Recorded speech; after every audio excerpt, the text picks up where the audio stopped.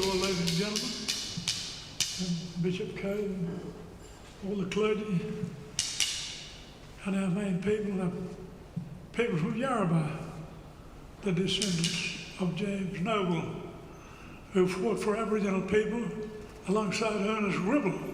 I read a book about them. And as an elder of 85 years of age, took me back many years. But today as we stand here, I know our country, know our Wadja country. Kaya! It's wonderful to have been welcomed by Noongar elders as we are together on Wajak Noongar Butcher. And I thank you for your welcome and the time that you take for us in the diocese.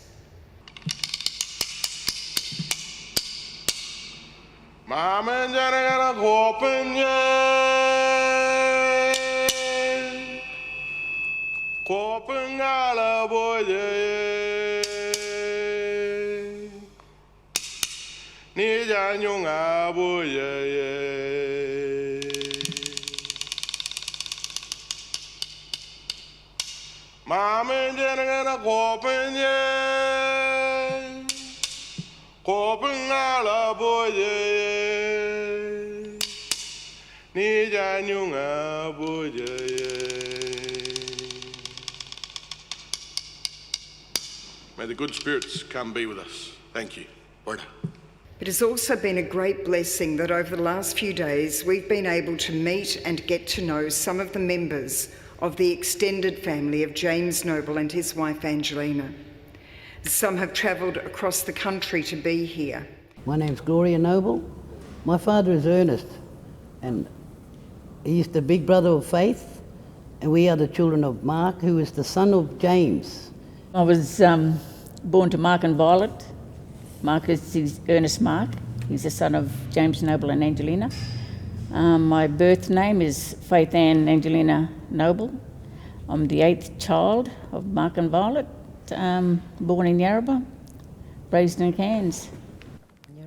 Pete Stoyle, and my connection through Yelma Noble and Angelina Noble, the eldest of Reverend and Angelina. And yeah, I'm from Rockhampton. My great-grandparents were in Claremont, and my great-grandmother, Daisy Shaw McLeod, she married Leslie Shaw. His father was our father was William Roderick, and yeah, that's my connection. That was my connection through to Yelma and Angelina. You're welcome. Hi, my name is Belinda Noble. My father is Matthew Hilton Noble. He's the son of Ernest Mark Noble. And Ernest Mark Noble is the son of Reverend James Noble. And I lived and grew up in Yarrabah. Now live in Cairns. But yeah, I'm the 4th generation, and happy to be here for the 100-year celebration.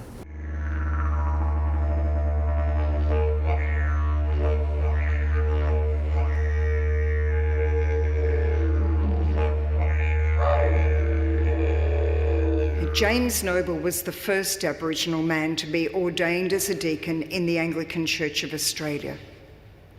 He was ordained by the Bishop of the North West, Gerard Trower, who is reported in one of the histories of the diocese as having been encouraged by the then Bishop of Perth, Bishop Riley. James was born around 1876 in North Queensland, and as a young man he became a stockman.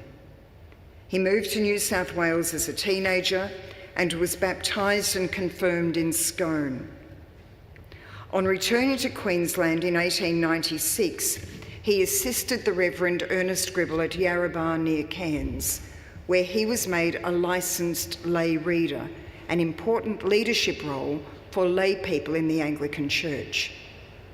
At Yarrabah, James met Angelina. She became his wife and his partner in every sense of the word.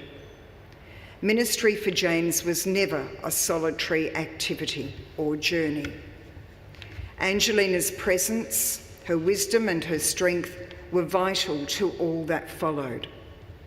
They pioneered the Roper River Mission, and then at the request of Gribble, in 1914 they reopened the Forest River Mission in northwest Australia. He got a vision of Jesus, didn't he? Yes. And that's what changed his whole life. Oh, okay. Yes. So that's where he started his journey into the church, and it went from there. James and Angelina's children, being, as I said, half of them were born in Western Australia, Yep. the other half were born in the Northern Territory. And at that time, those children that were there at Umbulgurri, which is now Umbulgurri, Forest River, Yep. and being a witness to that, and I guess at that time, for a black man and being a priest, standing up to the government, you could say, at that time. Cattlemen. Look, he's such a brave man, and that's all we can think of at this stage. He's actually taken them on, and he's won that, and all that happened here in Perth. The story of the Forest River Mission is not all good news. It was difficult, often dangerous work. The land was harsh, the mission was under-resourced, and the community lived under the heavy hand of colonial violence in policy and in practice. And in the 1920s, the Forest River region became infamous for the massacre of Aboriginal people at the hands of police and settlers.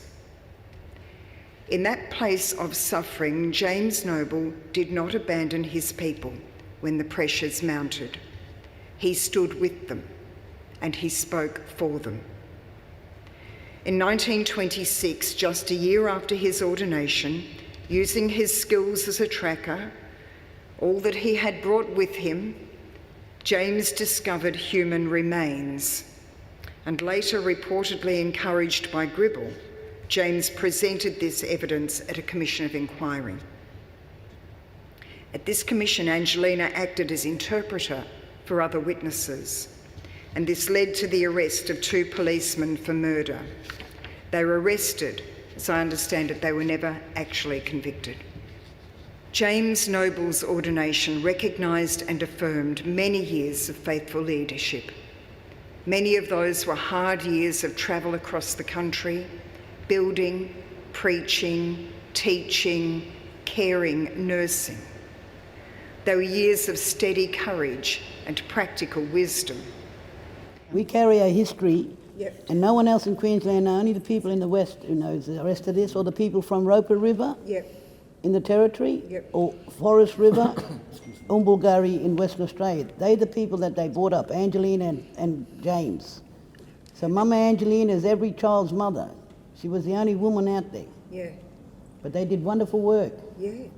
And she had many languages, didn't she? She was really... She was our interpreter. She was the interpreter for James Yeah, yeah. and the rest of the missionaries. Yep, yep. They say there was about 4 or 5, but we know there's about 11 by the time she got to Umbulgurri, Forest River, because the 8 tribes of the Kimberleys came into Umbulgurri for protection also.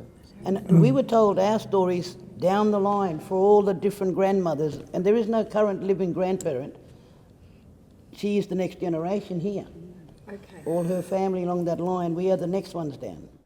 James and Angelina Noble remind the Church that Aboriginal Christians were not simply on the receiving end of white missionaries.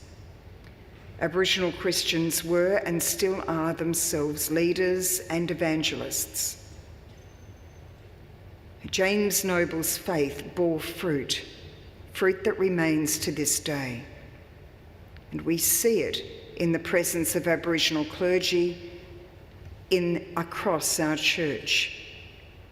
We hear it in the voices of Indigenous leaders who speak truth to us about the past and also about the future we need to build together. And we feel it in the hope of a church that seeks to deepen our commitment to truth-telling. In our Anglican story, we need to be willing as a church to say sorry, to grieve for the harms that were done in our name.